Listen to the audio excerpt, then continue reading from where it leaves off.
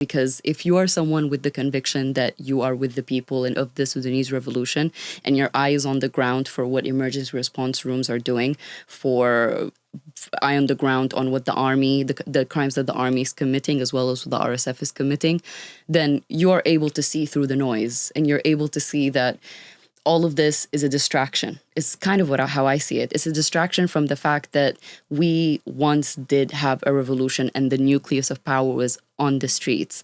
That's another thing about why resistance committees were so revolutionary and they provide such an instructive force of how to resist for all leftist movements worldwide, is that they refuse to negotiate. They refuse to enter these normative spheres of negotiation and of compromise and of entering, I'll give you this if you give me that. They stayed by the barracks. It's like power to the street or nothing.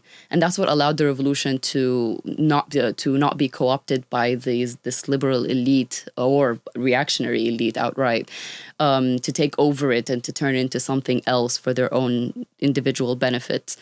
And this is what we're seeing right now. The war has completely eradicated all these institutions that we once had, not just institutions, but movements really that we once had, and the memory.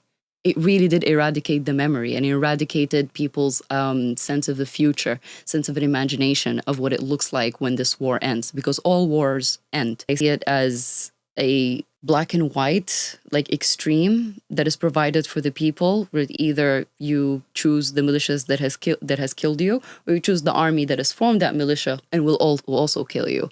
And that's difficult to remember in a state of war. And that is the purpose of the war. And that is the ideologically counter-revolutionary element of the war that I think is not talked about enough.